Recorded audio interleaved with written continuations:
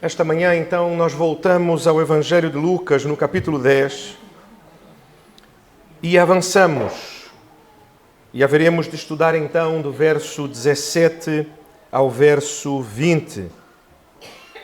Portanto, a palavra do Senhor em Lucas, capítulo 10, do verso 17 a 20, que conta-nos assim. Então, regressaram os 70, possuídos de alegria, dizendo: Senhor, os próprios demônios se nos submetem pelo teu nome. Mas ele lhes disse: Eu vi a Satanás caindo do céu como um relâmpago. Eis aí vos dei autoridade para pisar de serpentes e escorpiões e sobre todo o poder do inimigo, e nada absolutamente vos causará dano. Não obstante, alegrai-vos, não porque os espíritos se vos submetem, e sim porque o vosso nome está arrolado nos céus. Amém. Amém. Meus irmãos, nós precisamos lembrar porque quando começamos a ler este texto, e lemos aqui o começo do verso 17, a primeira parte, quando nos diz: Então regressaram os 70 possuídos de grande alegria. O que acaba por acontecer normalmente, e é normal de cada um de nós, é que nós acabamos por pensar sempre nesta dimensão da alegria. E a quase ser tentados a acreditar, e hoje em nosso tempo, não é? As pessoas vivem muito em busca de alegria, em busca de satisfação, em busca de experiências que lhes tragam esta sensação de felicidade. E então, que a igreja, no fim, e que o Evangelho se torne isto. Se torne uma fonte de alegria, uma fonte de felicidade. Uma entre, se calhar, algumas outras que a pessoa vai experimentar.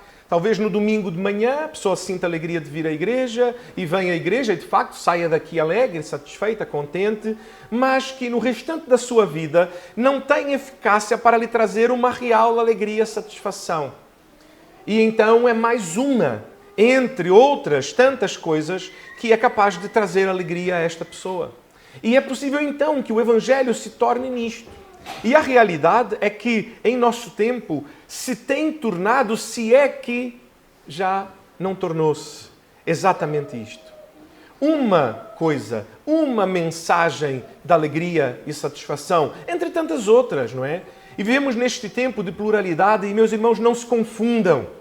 Porque Lucas, como grego, vinha deste contexto de pluralidade de verdades. A que Deus é que serves? Se calhar serves a uma deusa também, porque não precisa ser só homem, não é? Pode também ter deusa. E pode ser um Deus que para ti digas: não, mas o meu Deus é maior do que o seu. Outro diz: não, mas é porque não conheces o meu muito bem. E então existia ali na Grécia e nesta cultura, nas culturas ao redor, na cultura romana, existiam todo um panteão, exatamente esta palavra que era usada, de diferentes deuses. E não só isto, não é? Existiam as festas, e nada melhor para alegrar uma pessoa do que uma boa festa, não é? Mas a verdade é que nada disto é eficaz para trazer real alegria. E então, podemos e não podemos ceder à tentação de que o Evangelho, de que a vida em comunidade se torne uma das fontes da nossa alegria. Ou ainda que seja a única fonte de alegria, mas como se tudo o que o Evangelho nos traz, tudo o que a igreja nos traz, é sempre alegria. Caminhar com Jesus é sempre uma alegria. E está tudo sempre muito bem. E deixe-lhes dizer que, se calhar, isto é uma das coisas que torna mais difícil alcançar o povo português com o Evangelho. Exatamente porque a verdade é que isto não é real. Alguém que tenha o mínimo de bom senso, o mínimo de honestidade, esta pessoa vai dizer: olha, hoje eu estou pronto. Não preciso nem dizer que está triste ou que está desanimado. Hoje eu estou normal. Pronto, estou normal. Não estou excitado, não estou alegre, não estou contente. Estou normal, pronto, está tudo bem. E vão haver dias ainda em que se haverá de dizer: não, hoje eu estou mesmo, pronto, estou um bocado triste, um bocado desanimado. Mas pronto, mas vim à igreja, estou aqui, estou a cantar, vou ouvir a palavra do Senhor, está tudo bem. E não é que fiz isto, então como eu cheguei aqui desanimado, mas eu vou sair da igreja, pronto, animado e alegre, contente a cantar pela rua. Não, vou sair tão desanimado quanto entrei. E está tudo bem. Porque a verdade é que existe uma falsidade nesta coisa, nesta necessidade de que, nós crentes temos que estar o tempo todo alegres. Desculpe lá. Se calhar há pessoas, há irmãos, que neste momento estão a passar dificuldades no seu trabalho. E que oram ao Senhor todos os dias quando voltam do trabalho, ainda se calhar, ainda no autocarro, ainda no carro a voltar para casa a dizer, Senhor, seria tão bom se eu mudasse de trabalho. Ou seria tão bom se o meu chefe mudasse de trabalho, não é? Arruma lá um trabalho melhor para ele, assim ele fica feliz, vai embora e pronto, eu fico em paz também. E que venha um chefe melhor que ele, não é? Que não venha um pior, que também pode acontecer. Talvez a pessoa esteja com uma dificuldade financeira ou de doença. Eu não sei aquilo que passa na tua vida esta manhã. Mas a realidade é que todos nós temos as nossas situações. Podem ser os relacionamentos pessoais em casa. Pode ser mesmo, às vezes, um desânimo da vida, que também às vezes acontece, não é? Que nós olhamos até a nossa vida a tentar buscar e perceber, mas o que é que se passa? E nós começamos a fazer as contas, não é? Pensar, olha, mas em casa está tudo bem, no trabalho está tudo bem, financeiramente, pronto, ok, está bem, as contas estão pagas, ok, há comida no frigorífico, também está tudo controlado.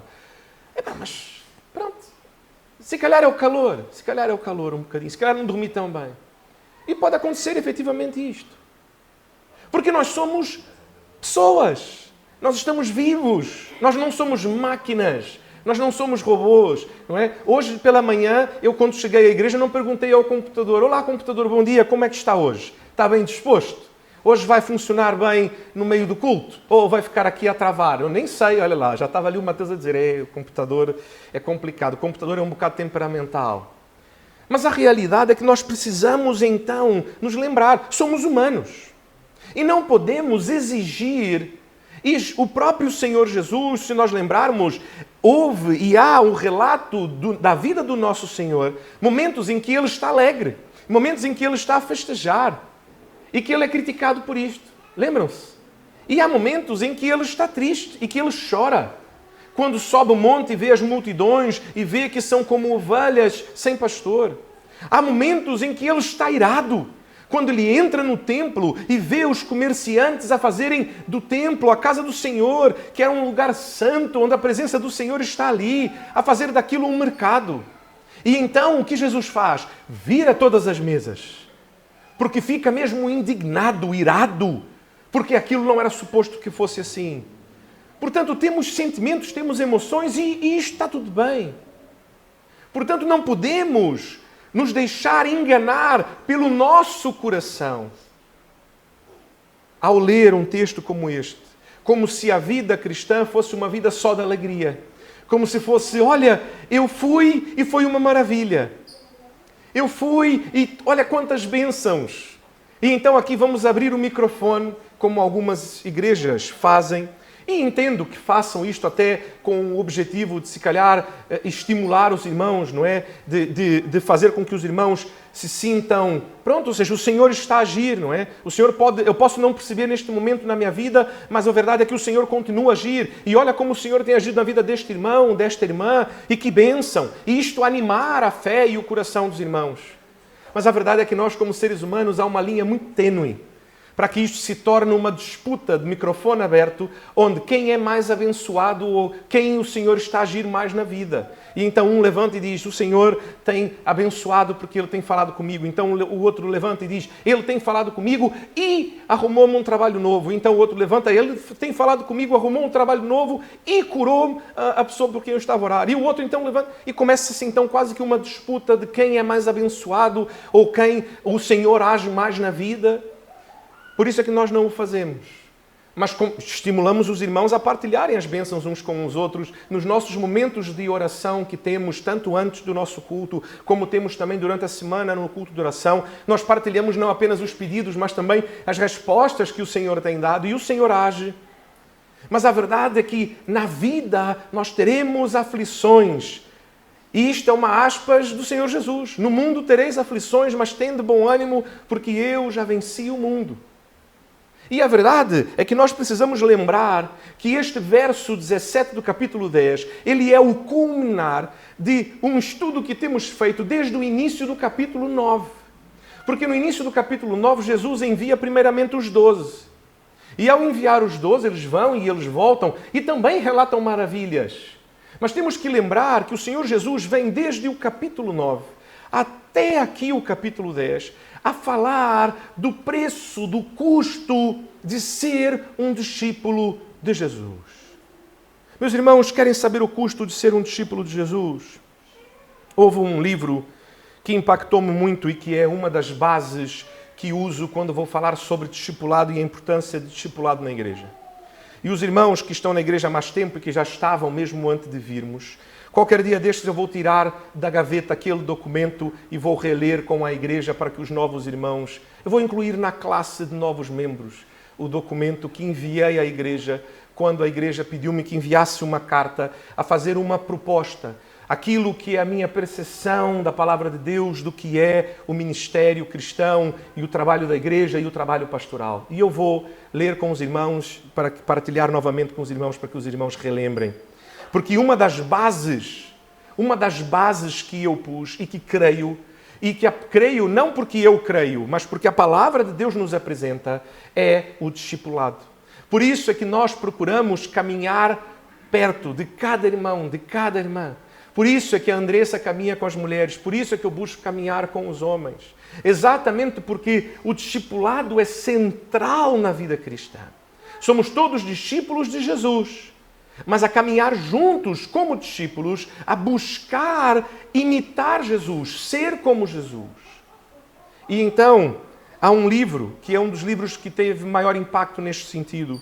Por toda a história, e já falei aqui também algumas vezes sobre este homem, sobre o pastor, teólogo Dietrich Bonhoeffer, alemão, que viveu na época ali da Alemanha nazista e que ele, infelizmente, aqui uma aspas, os irmãos vão perceber, infelizmente, estava num grupo seleto de crentes que estava contra o que estava a acontecer.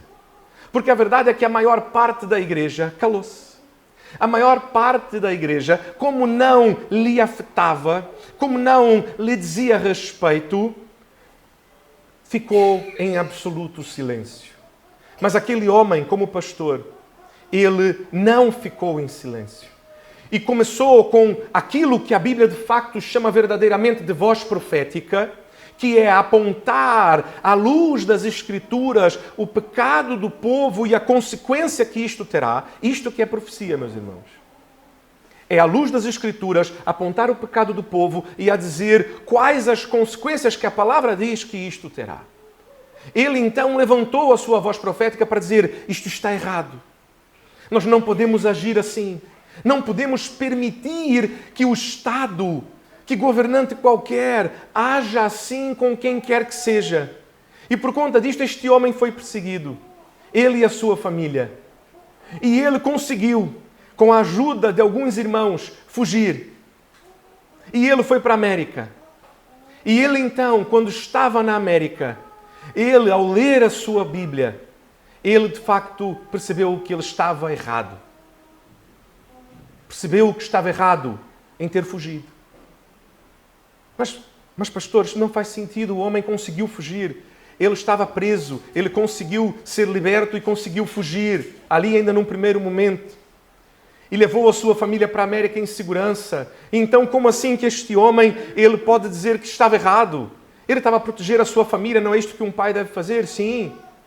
Mas acima de pai, ele era discípulo de Jesus. E uma coisa que é uma frase que mais impactou-me na biografia deste homem, é que ele disse: como é que eu posso ter a expectativa de ajudar a reconstruir o meu país no dia que isto tudo acabar, se eu tiver sido aquele que fugiu e não tiver sofrido o que o meu povo está a sofrer, não tiver passado pelo que o meu povo está a passar?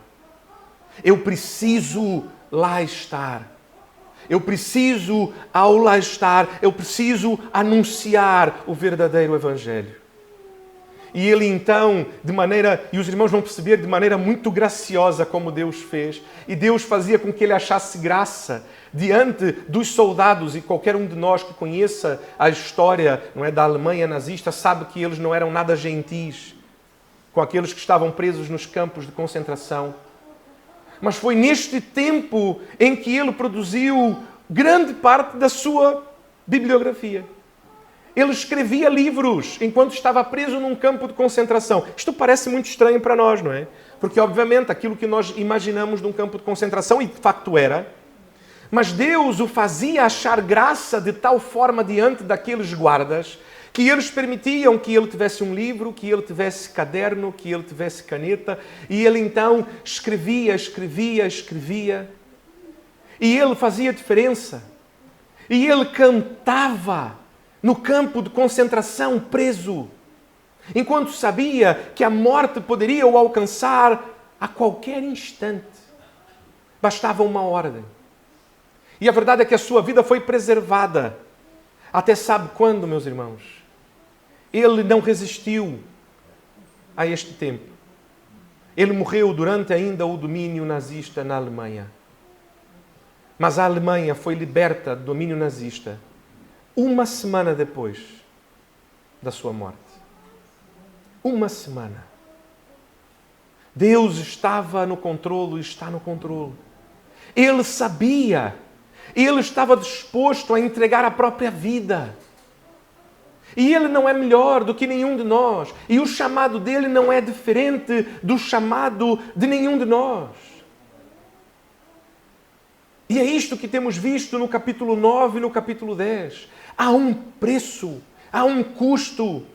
Tanto que vimos homens a fugir. Vimos no final do capítulo 9, lembram-se? Alguns homens que, interpelados por Jesus, convidados por Jesus para segui-lo, mas diante da realidade do que é ser um discípulo de Jesus, eles dizem: Senhor, olha, está bem aqui. Eu estou bem aqui. Eu estou bem aqui a ouvir o Senhor. Está bem? Está tudo bem. Eu não preciso ser membro da igreja. Eu não preciso ser batizado. Está tudo bem. Eu sento-me aqui. Está confortável. Está tudo bem.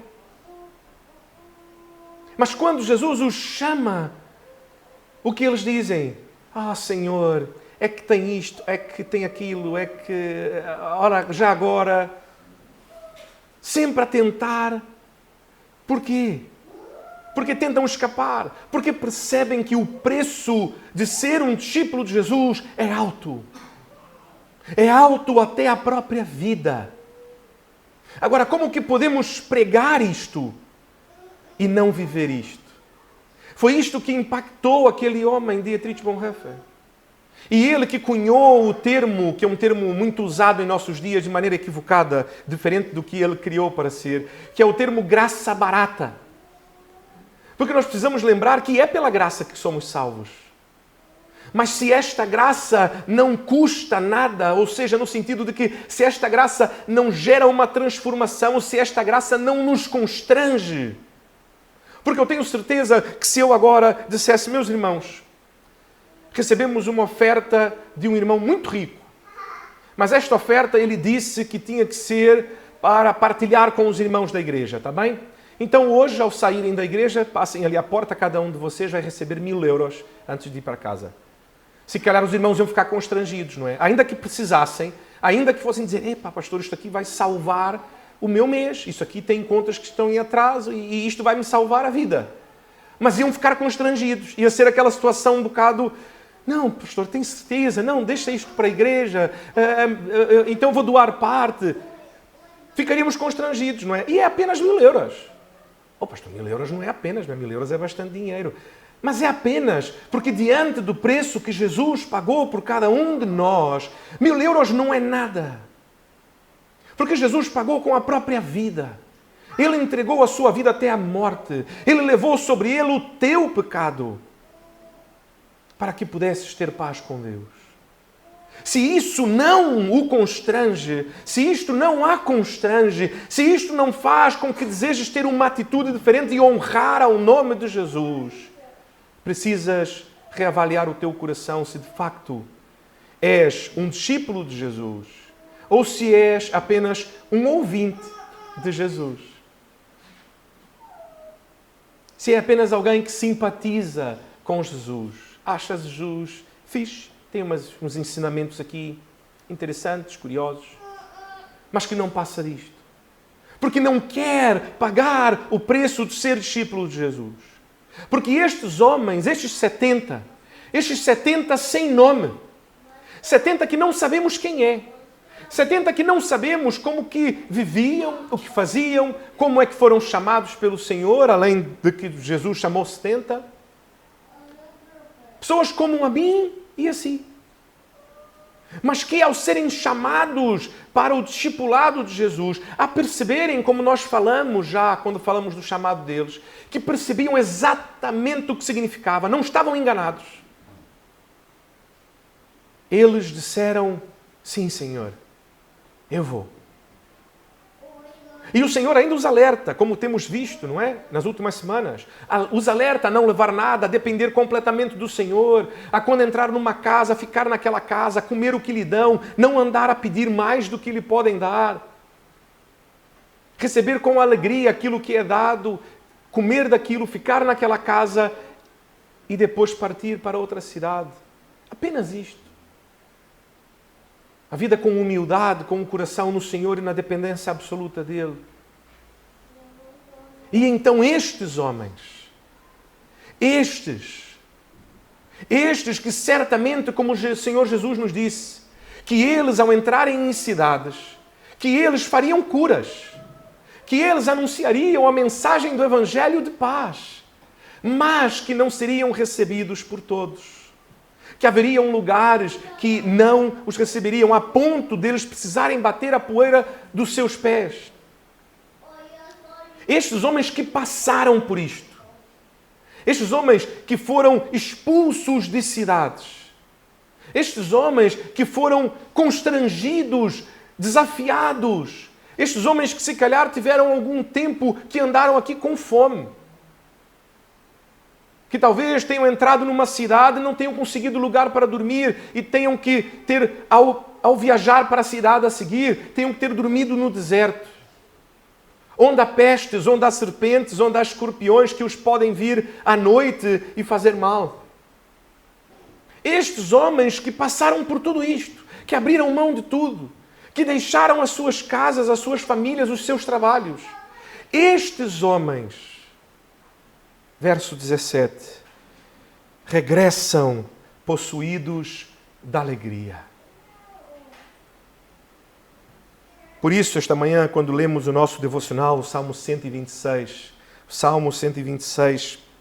principalmente ali o verso 5 e o verso 6, os dois versos finais, que nos dizem: os que com lágrimas semeiam, com júbilo ceifarão.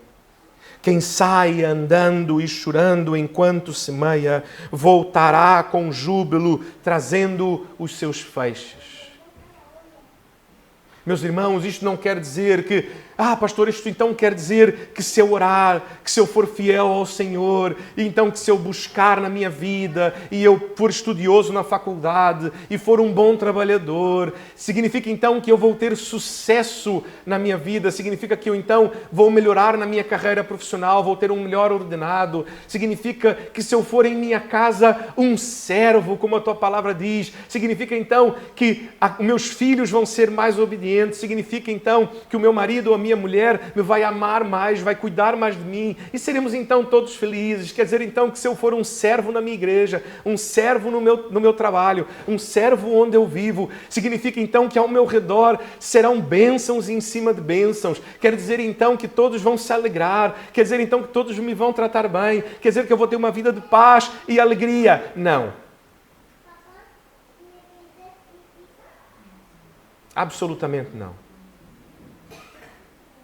Porque o que a palavra diz aqui, quando diz os que em lágrimas semeiam, está a falar da nossa vida. Provavelmente, e é muito possível, e nós sabemos disto, e esta é a verdade do Evangelho. Na vida teremos mais tristezas do que alegrias. E ninguém sabe melhor disto que um bom português, não é? Há um desajuste, certamente, e sempre brincamos com isto. Mas a realidade é que, de facto, na vida teremos muitos mais dias comuns, muitos mais dias desafiantes, dias tristes, dias desanimadores, do que dias de alegria e felicidade. A realidade é que, enquanto vamos, e olhem aqui, como ele fala, aqueles que semeiam em lágrimas. Lembram que Jesus acabou de falar para os 70? Olhem e vejam. Não conseguem ver? Peçam ao Senhor da Seara que mande mais trabalhadores, porque os trabalhadores são poucos. Sabe por quê? Porque os campos estão prontos para a colheita. Andem a semear, andem a ceifar. Mas o que a palavra nos diz é que será feito muitas vezes em meio a lágrimas. Porque muitas vezes não será fácil. Eu lembro-me ainda, aqui há muitos anos atrás, quando percebi do Senhor que era chegado o tempo de voltar para o desporto. Eu havia ficado muitos anos parado, sem jogar o basquete. E então procurei uma equipa, procurei juntar-me àquela equipa. Inicialmente fiquei na equipa técnica e o treinador disse, olha, eu vou no final da temporada, no final do ano, eu lhe dou uma oportunidade de treinar junto com a equipa. Até lá, treine, participe conosco e no final do ano eu lhe dou uma oportunidade, então, de treinar. E naquele dia, na última semana do ano, já havia acabado o torneio e eu então treinei com a equipa. E no final daquela conversa, aquele treinador virou-se para mim e disse-me, eu posso ser honesto consigo? E eu disse, claro que sim, pode ser honesto, é por isso que estou aqui e por isso que eu quero a vossa opinião e pedi a vossa opinião. Então ele disse, olha, deixa-me lhe dizer, nunca vais voltar a jogar basquete.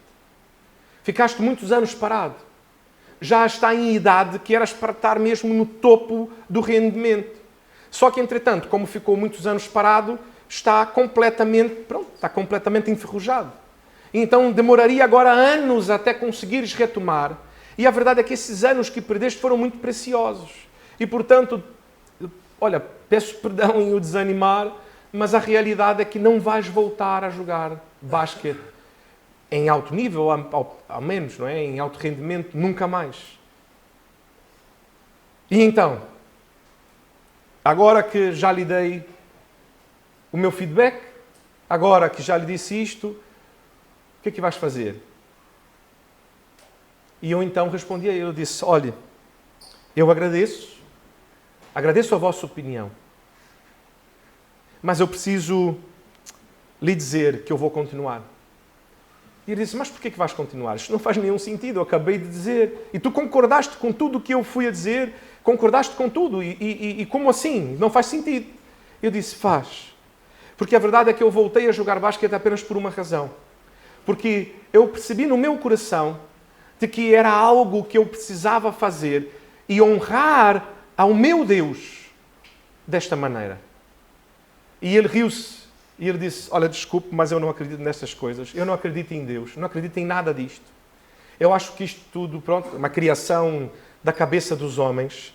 E eu acho que se fores neste caminho vai correr mal. Porque não vais chegar a lado nenhum.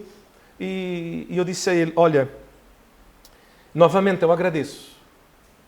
Eu agradeço porque sei que está a dizer isto tudo de coração. Não é por maldade, é de coração. Mas eu conheço o meu Deus.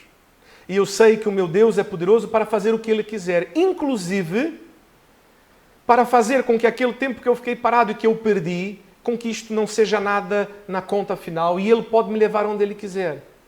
E ele riu-se e ele disse, está bem, olha, cada um crê no que quer, não é? Se crês assim, não sou eu que lhe vou convencer do contrário. Passados mais de um ano, eu lembro-me ainda de encontrar com este treinador em um jogo do campeonato estadual no Rio de Janeiro, em que eu fazia parte de uma equipa que ia jogar contra a melhor equipa do Brasil, que para ter uma noção, no basquete são 5 que começam o jogo. Os 5 iniciais eram jogadores da equipa nacional do Brasil de basquete, que era uma equipa que jogava campeonato mundial, Olimpíadas, jogadores com uma experiência larguíssima. E eu ia jogar contra aqueles jogadores naquele dia. Portanto, eu havia chegado, eu estava ali para jogar um torneio profissional de altíssimo nível. E então eu vejo à beira da quadra aquele treinador. E eu vou ter com ele. E eu sorrio para ele e eu digo a ele: então, não lhe disse que o meu Deus era poderoso para fazer o que ele quisesse? E ele então olhou para mim, riu-se e ele disse: pois. Bom jogo. Virou-se e saiu. Eu não sei a semente que ficou no coração deste homem. Foi fácil dizer isto a ele tempos antes, quando a verdade é que eu mesmo não via. A verdade é que o que ele dizia fazia total sentido. Era a mesma coisa que o irmão Joel dissesse-me hoje: pastor, aprender piano depois dos 40, pronto, vai tocar alguma coisa, mas nunca vai ser um pianista. E então eu dissesse a ele: mas irmão, Deus disse-me que eu vou tocar na filarmónica de sei lá onde um dia. Ele provavelmente ia rir e dizer: olha, se Deus disse, o irmão, como eu sei que é um irmão de fé, dizer: olha, se Deus disse, Deus pode fazer, mas só mesmo Deus. Se dependesse do irmão, olha, o irmão não tocava nem no coro do Portimão. Porque é a realidade. Há coisas que, depois de mais velho, custa muito mais aprender e que nunca se vai aprender com esta excelência em tal nível. Fazia sentido o que ele estava a dizer. E eu podia ter só me calado e dito: vou pensar. Mas no meu coração eu sabia que eu precisava testemunhar para aquele homem. E eu dizer isto a ele, custou-me que ele riu-se de mim e que depois pronto, já não continuamos a trabalhar juntos para o ano. Porque eu era alguém crente. Gosto de ti, mas esta coisa de seres crente, levas essa coisa de Deus muito... não é para mim.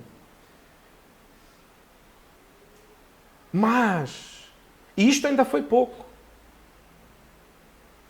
Em um trabalho, ainda no meu primeiro ano de convertido, menos de um ano de convertido, irmão Ramires, eu com a minha Bíblia, ainda em papel, não existia Bíblia digital, tablets, essas coisas todas.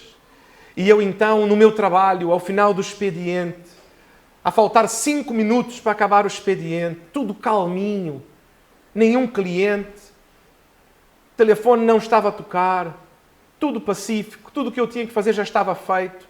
Apenas a olhar o relógio e aguardar: olha, faltam 5 minutos, já fiz tudo, já está. Apanho a minha Bíblia, coloco-a em cima da minha mesa e começo a ler. E então o meu patrão sai da sua sala. Vê-me a ler a Bíblia. Vem até mim e grita comigo: o que estás a fazer? O que é que pensa que estás a fazer? Estou a pagar agora, assim, para estares aqui a ler a Bíblia. Pode parar com isto agora. Fechou a minha Bíblia e deu-me uma grande bofetada. Voltou para a sua sala, bateu a porta. Eu guardei a minha Bíblia. Eu orei ao Senhor. Quando deu a hora de eu ir embora, bati a porta, entrei: com licença, olha, já deu a hora de eu ir embora. E deixo dizer apenas uma coisa antes de eu ir embora. Que eu, por ser alguém de palavra, e havia dado a minha palavra com este trabalho, eu amanhã vou voltar. Mas eu vou voltar amanhã e vou voltar até o final desta semana, apenas para lhe dar tempo de buscar, encontrar outra pessoa para ocupar a minha vaga de trabalho.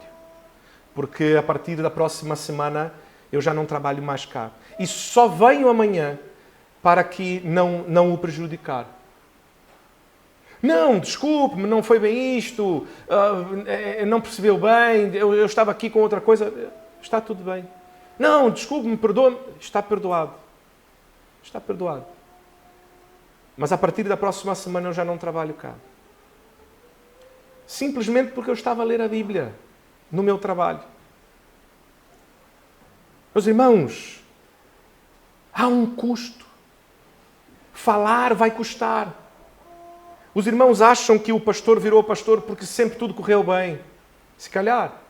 que todas as pessoas com quem o pastor falava, por quem o pastor pregava, corria bem, as pessoas se convertiam, as pessoas se alegravam, as pessoas ficavam felizes, ninguém nunca hostilizou. Muito pelo contrário. Também já contei aos irmãos, quando estava em um autocarro e entrou um sujeito para roubar, a seguir um grupo de jovens para roubar. Sentou-se ao meu lado com uma faca, aquelas facas de chefe, aquelas facas grandes, e colocou a faca do meu lado e enquanto pressionava a faca, dizia para que eu desse tudo, eu dei tudo. E então comecei a pregar o evangelho para este homem. E ele dizia, cala-se, cala-te, cala-te. E eu calei-me uma vez, mas não dava, o Espírito Santo no meu coração dizia, prega. E eu continuei a pregar. E ele então pressionou mais a faca e disse, cala-te, já disse para calar.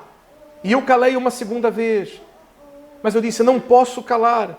E eu continuei a pregar. E então disse, olha, desculpe-me lá, mas eu preciso lhe dizer isto.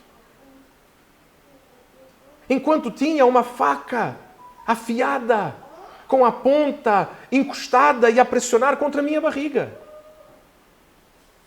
E o que vinha na minha mente era apenas a passagem de Sadraque, Mesaque e Abednego a dizer, eu sei que o Senhor é poderoso para me livrar, mas ainda que o Senhor não me livre, louvado seja o nome do Senhor, e eu não me dobrarei diante de falsos deuses.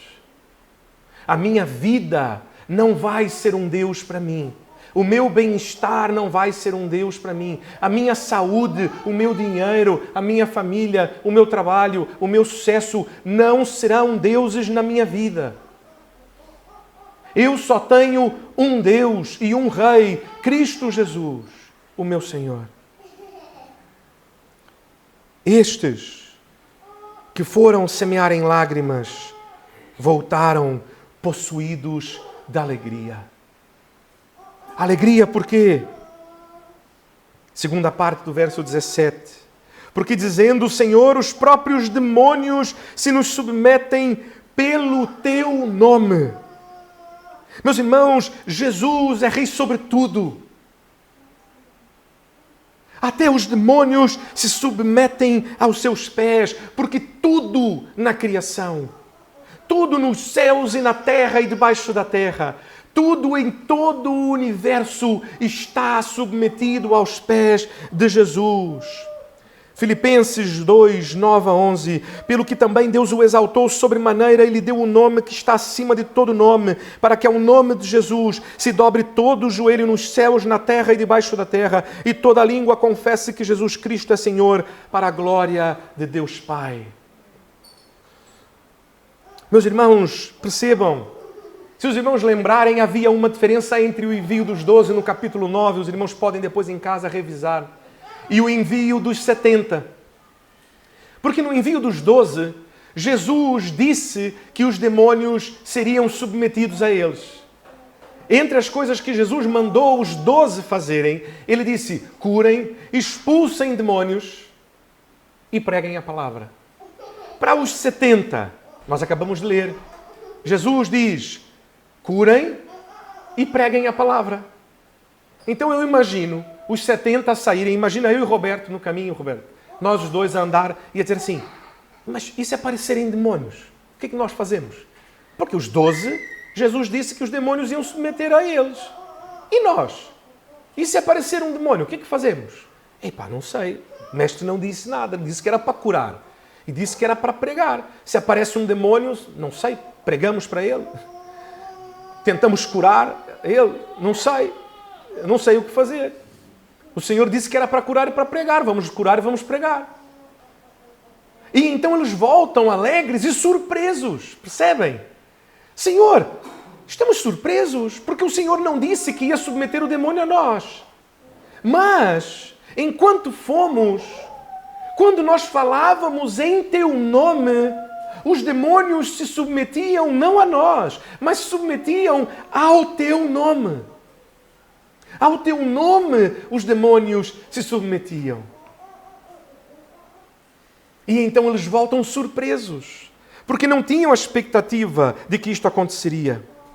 E isto nos ensina algo importante, porque Jesus não diz que eles terão autoridade sobre demônios. E aprendemos uma coisa importante sobre nós, crentes, que temos o Espírito Santo de Deus. Os demônios não estão submetidos a nós.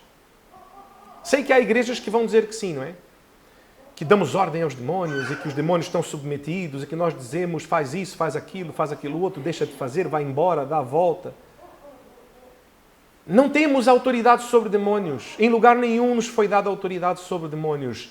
Mas, ao nome de Jesus, este nome tem toda a autoridade.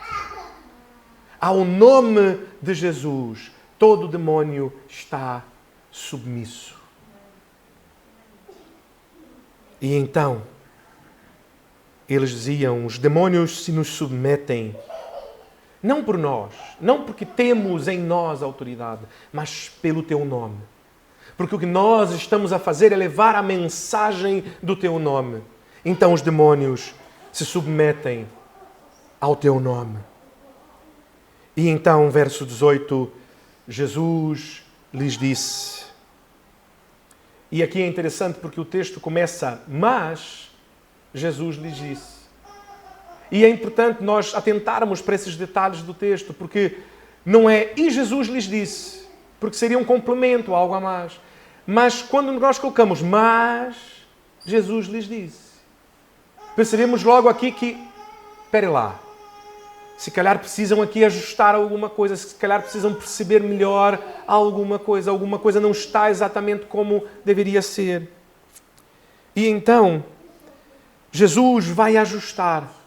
Jesus vai ajustar onde que os olhos devem estar. Aquilo que corre precisa correr de olhos abertos. Eu não sei se os irmãos sabem, mas um dos atletas olímpicos mais bem-sucedido nas Paralimpíadas é um atleta crente. E eu tive a oportunidade de o conhecer quando trabalhei nas Olimpíadas no Rio de Janeiro, em 2016. E sabe como que os cegos correm nas Paralimpíadas? Os irmãos sabem? Vamos ter em breve. Os irmãos vão poder assistir. É lindo de se ver. Porque sabe como é que os cegos correm? Eles não conseguem enxergar, pois não? E se não enxerga, como é que vai saber para onde é que tem que ir? Então, os cegos nas Paralimpíadas correm com um guia. Portanto, é uma corrida em dupla. O cego que corre precisa ter alguém que está com ele e que corre junto com ele. E que eles correm, os dois, a segurarem uma espécie de uma fita que está na mão, que está ao lado daquele com quem está a correr. E eles seguram aquela fita e eles precisam, inclusive, o movimento do braço precisa ser o mesmo. Eles precisam correr com o braço que está próximo um do outro, o braço precisa fazer o mesmo movimento. Eles precisam correr à mesma velocidade. Eles precisam ter a mesma capacidade. Porque um é aquele que está a correr, mas é só um que está a correr? Não, porque o outro também precisa correr, não é? Se ele for mais lento, se fosse eu a correr, não iam ganhar nada. Porque eles iam andar a arrastar-me, não é? Percebem? Aquele que corre precisa saber onde vai e precisa ter os olhos onde vai. Um jogador de futebol precisa saber onde é que é o golo para chutar, não é? Há alguns que não fazem ideia de onde o golo está, não é? E nós percebemos quando chutam para o golo. E nós pensamos, isto não foi um chute a golo, foi? Não parece. Precisamos saber onde está o alvo. E então Jesus o que vai fazer aqui é ajustar isto, é dizer, olha, eu percebi, que bom que estão alegres, que bom que perceberam isto, que bom que percebem que toda a autoridade, há toda a autoridade em meu nome, mas deixe-me ajustar aqui apenas a vossa visão. E então ele continua. E ele continua com uma figura que ele traz lá de Isaías, quando fala da queda de Satanás. E ele vai dizer, eu vi a Satanás caindo do céu como um relâmpago. Eis aí vos dei autoridade para pisar de serpentes e escorpiões e sobre todo o poder do inimigo e nada, absolutamente vos causará dano. Jesus não nos deu autoridade sobre demônios, mas no nome de Jesus há toda a autoridade. E porque estamos com Jesus, porque nos submetemos a Ele, porque Ele é nosso Rei, porque temos o Espírito Santo a viver em nós, não precisamos temer mal algum. Ah, pastor, mas eu soube de uma pessoa que fez um trabalho de magia negra, ou disto ou daquilo, contra mim. Eu costumo dizer, tenho pena de quem fez o trabalho, porque vai perceber desta vez o poder de Jesus. Porque vai ter tido 2 trabalhos, gastou dinheiro à toa, e vai perceber que aquilo que crê não é nada. Meus irmãos, conheço vários testemunhos exatamente disto. De pessoas que foram fazer trabalho contra crentes e que quando foram para o feiticeiro disse, vamos fazer este trabalho aqui para esta pessoa. E então, enquanto fazia o trabalho e depois ao terminar, disse àquela pessoa que havia lá ido, olha, desculpe-me, mas contra esta pessoa não vai dar. Porque há qualquer coisa ali espiritual que a protege que não... Há histórias que eu conheço que dizem mesmo, que o feiticeiro disse mesmo, olha, desculpe, mas esta pessoa é de Jesus. E então, se a pessoa é de Jesus, não dá para fazer nada. Mas não dá para tentar então um demônio mais forte? Não dá. Nem se juntar todos os demônios não dá. Portanto, olha, desculpe, mas não... Contra esta pessoa não vai dar. Conheço histórias de pessoas que renderam-se a Jesus, mas que, entretanto, no momento de fraqueza e como vinham deste lugar, foram procurar feiticeiros. E quando entraram naquele lugar, o feiticeiro diga, volta daqui para trás. Mas porquê? Não, porque tu não podes estar aqui. Não podes estar aqui. Vai-te embora. E a pessoa diz, mas eu vim aqui para falar contigo. Eu queria que... Não. Vai-te embora. Mas porquê? Não, porque agora tem Jesus, não é? Te rendeste a Jesus, não foi? E a pessoa diz, sim, mas... Vai-te embora. Vai-te embora porque nós não podemos... Não posso tratar consigo. Não posso tratar consigo, senão eu vou ter problemas. Isto parece anedota, não é? Mas não é. Não é anedota. Porque a realidade é que, como nós falamos, tudo está submetido a Jesus. E então Jesus vai dizer que quando Satanás caiu do céu, Jesus estava lá e ele viu quando isto aconteceu. E o que ele diz, então, é que eu via Satanás caindo do céu como um relâmpago. E ele então vai dizer, agora, eis, aí vos dei autoridade para pisar de serpentes e escorpiões. E aqui serpentes e escorpiões é mesmo uma parábola, uma metáfora exatamente para os males que podem nos vir por questões de demónios. Meus irmãos, isto que para nós é algo muito distante, eu tenho certeza que se os irmãos forem conversar com nossos irmãos aqui de Guiné, nossos irmãos aqui de Moçambique, vão ouvir algumas histórias no estilo dessas que eu disse. Porque é muito mais presente na vida daqueles países estas coisas de magia. E vão ver o quanto isto é real hoje. O quanto isto é verdadeiro hoje. Não sejamos ignorantes a ignorar o mundo espiritual que está ao nosso redor. Não achem que aquilo que aconteceu comigo, Paulo vai dizer, a nossa luta não é contra a carne, contra o sangue, mas contra os principados e potestades que habitam nas regiões celestiais. Aquele meu patrão que saiu da sala dele e fez o que fez, ele não o fez por ele, mas certamente o fez incomodado. Porque, obviamente, não sendo crente, ele é um agente do inimigo. A tentar agir para nos dissuadir de caminhar com o Senhor. E às vezes vai ser um vizinho. Às vezes vai ser alguém no trabalho. Às vezes vai ser um amigo.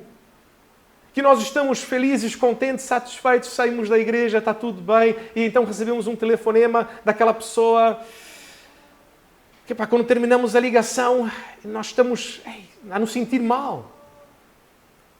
Porque a pessoa estava a falar tantas asneiras, a pessoa estava a falar tão mal de alguém, a pessoa estava a falar tanto de problemas e questões difíceis e da vida e de como tudo é mal, que nós acabamos aquela ligação desgastados, não é? Tristes.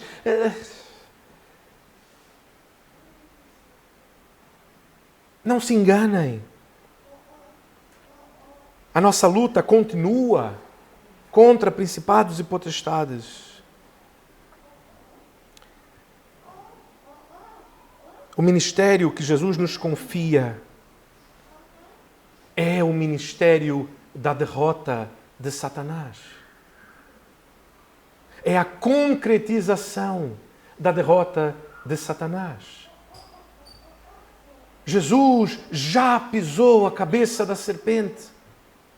Ele já venceu na cruz do Calvário, quando morreu por nós e nos libertou. Somos livres. Somos livres em Cristo Jesus. Portanto, o diabo já foi vencido na tua vida. Quando então caminhamos com o Senhor e anunciamos o reino de Deus e de paz, e pessoas são libertas, é a concretização da vitória do Senhor. Por isso é que o inimigo quer que se calem. A minha pergunta para os irmãos, como tem sido já há algumas semanas: quem tem vencido esta batalha, meu irmão, minha irmã? O Senhor tem vencido esta batalha na tua vida e tens anunciado onde quer que estejas a mensagem do Evangelho de paz de Jesus? Ou é o diabo que tem vencido porque te tens calado? E então as pessoas ao teu redor não têm ouvido esta mensagem e não têm tido a oportunidade de render-se ao Senhor. Quem tem vencido na tua vida? Porque a vitória já está decretada. O Senhor já venceu. Nada nos pode tocar. Jesus vai dizer absolutamente nada vos causará dano. Não somos super-homens e mulheres maravilhas de maneira nenhuma. O que ele está a dizer é que no mundo espiritual, não há nada no mundo espiritual que possa nos causar dano. Porque somos livres em Jesus e protegidos por Ele. Estamos debaixo da autoridade do nome. E, portanto, nenhum mal agora nos pode tocar. O diabo pode fazer como a palavra diz, que o diabo ele anda ao derredor, a buscar quem possa tragar. Mas percebem que a palavra diz, ele anda ao derredor, mas ele não pode tocar em ninguém. Mas não se engane, ele está ao derredor. Ele está a buscar a oportunidade, a brecha. Ele está a buscar a quem possa usar contra a tua vida. Mas ao mesmo tempo tens o Espírito Santo e a autoridade do nome de Jesus. Portanto, abra a tua boca. Concretiza a vitória de Jesus na vida daqueles que estão ao teu redor.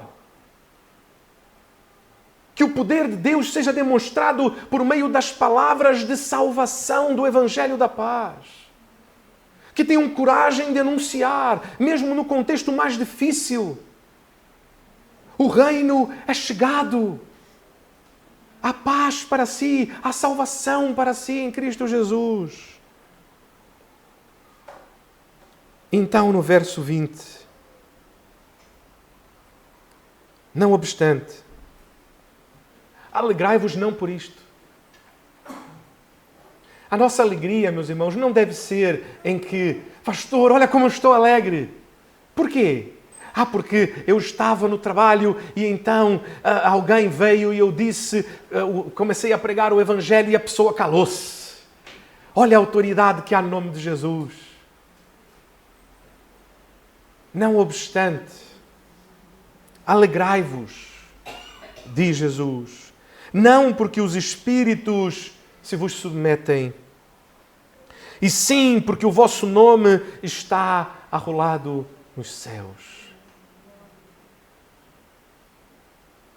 O que deve nos dar alegria na caminhada com o Senhor não são as experiências que temos.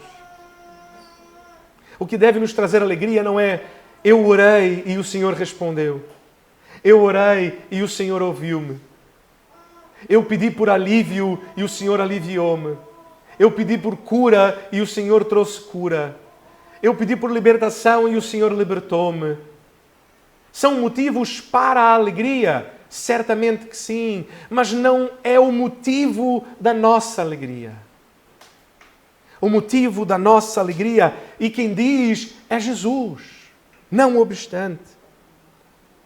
Alegrai-vos não porque os espíritos se vos submetem, e sim porque o vosso nome está arrolado nos céus. Meu irmão, minha irmã, se rendeste a tua vida a Jesus, o teu nome está agora escrito no livro da vida. E então podes ter a certeza de que quando chegares no céu para encontrar com o teu Senhor, lá estará o seu nome. E então o Senhor poderá dizer: seja bem-vindo, meu irmão. Seja bem-vinda, minha irmã.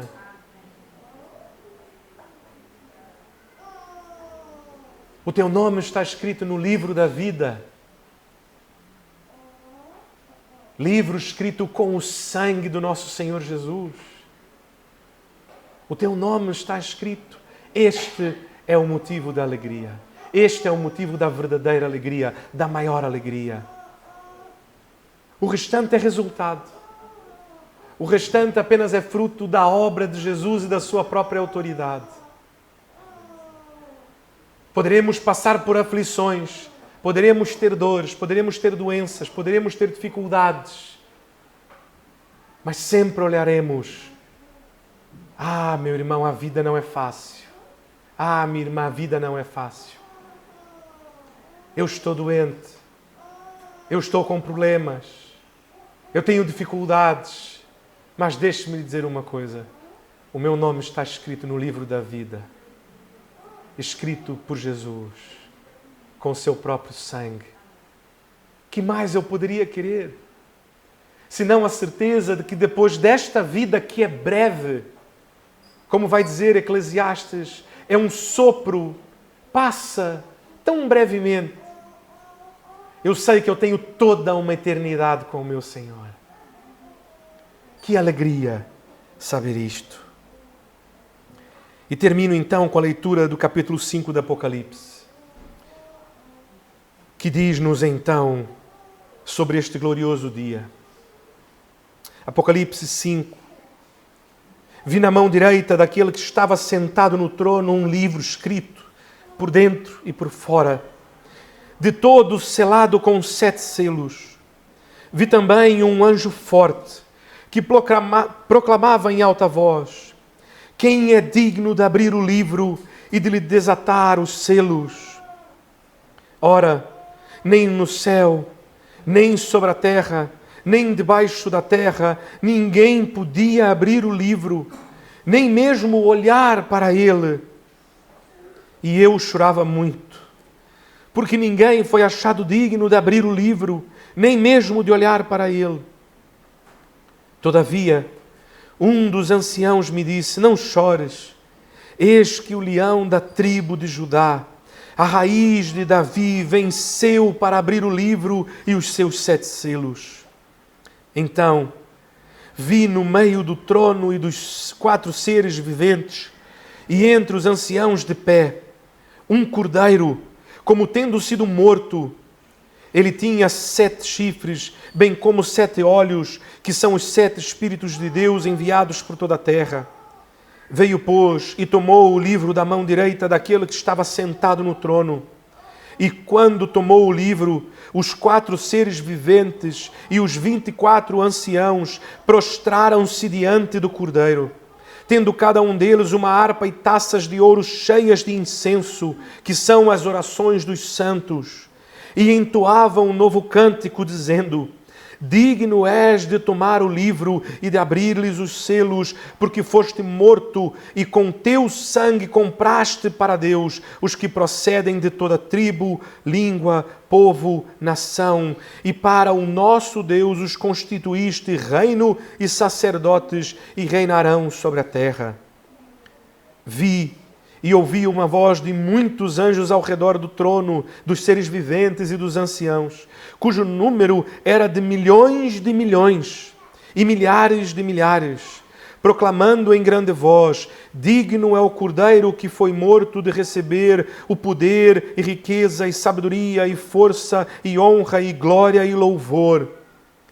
Então ouvi que toda criatura que há no céu e sobre a terra, debaixo da terra e sobre o mar, e tudo o que neles há, estava dizendo: aquele que está sentado no trono e ao Cordeiro, seja o louvor e a honra e a glória e o domínio pelos séculos dos séculos. E os 4 seres viventes respondiam: Amém. Também os anciãos prostraram-se e o adoraram.